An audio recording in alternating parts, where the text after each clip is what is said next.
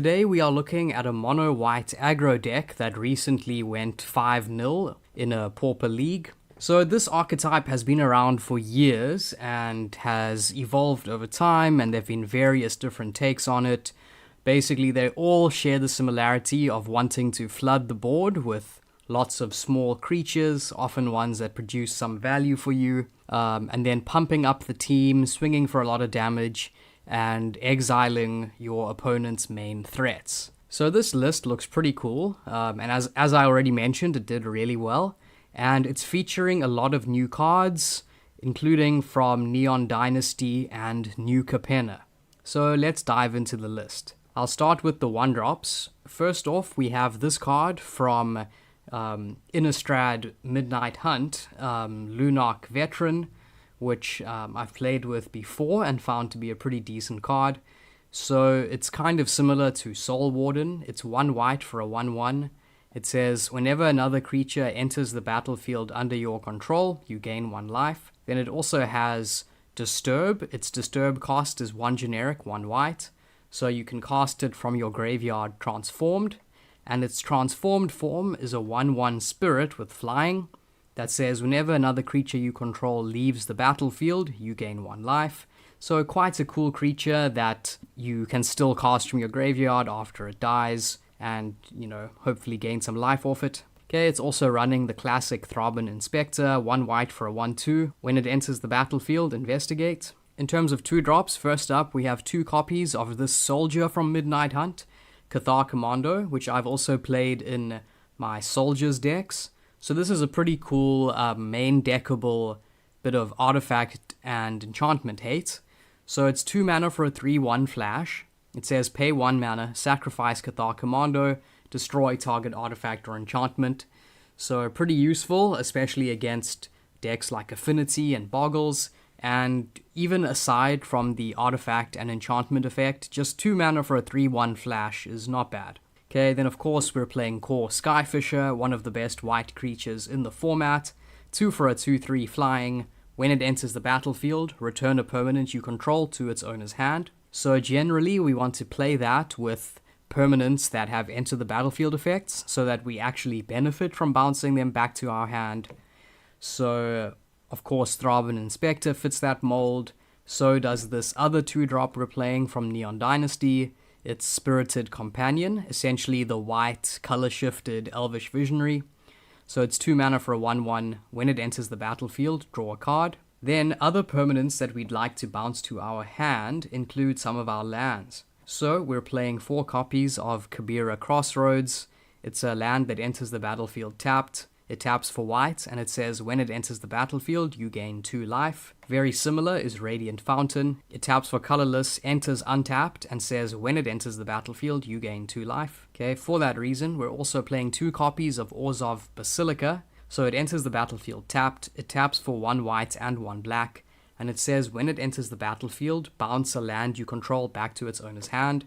So using this, we can also bounce Radiant Fountain and Kabira Crossroads to our hand so that we can play them again and gain more life. Alright, so then in terms of 3-drops, we are playing Inspiring Overseer, also a new card from Streets of New Capenna. So it's 3 mana for a 2/1 with flying, and it says when it enters the battlefield, you gain 1 life and draw a card. So a few decks have already been playing Priest of Ancient Lore, which is very similar to this. And of course, for years, mono-black control decks have been playing Phyrexian Rager.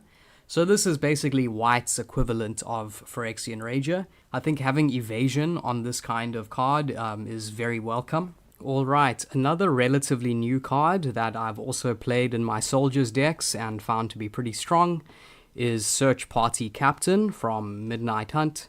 So it's 4 mana for a 2/2. It says when it enters the battlefield, draw a card.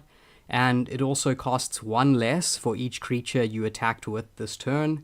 So in this kind of white weenie strategy, it's very easy for this to cost 2 or even 1 mana. Then at the top of our curve, we have this sorcery, Battle Screech, 4 mana.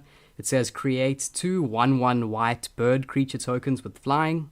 And it also has flashback for a cost of tapping 3 untapped white creatures. So a pretty powerful token generating effect. Then for removal, we have a full set of Journey to Nowhere, 2 mana for an enchantment. When it enters the battlefield, exile target creature. When it leaves the battlefield, return the exiled creature to the battlefield. We're also playing this card, Last Breath, which has been increasing in popularity. 2 mana for an instant, exile target creature with power 2 or less. Its controller gains 4 life. And then finally, as one of our main ways of pushing through a ton of damage, we have Guardian's Pledge, 3 mana for an instant. White creatures you control get +2/+2 until end of turn.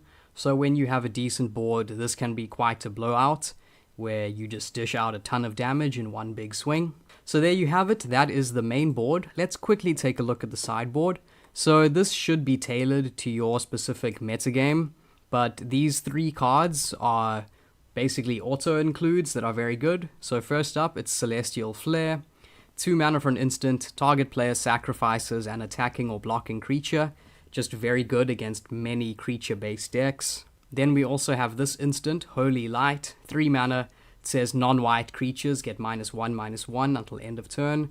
So very good against certain tokens decks, goblins, fairies, like the mono-blue fairy ninja decks. It can also just turn the tide of combat in our favor against a whole range of decks. And then of course, the best sideboard card that white has, it's the sorcery Dust to Dust, 3 mana, exile 2 target artifacts. So this card is a straight up 2-for-1 against affinity decks. And it's also really powerful just against the artifact dual lands that just see play in so many decks. So as long as you use these 3 cards as sort of the base of your sideboard, you basically can't go wrong.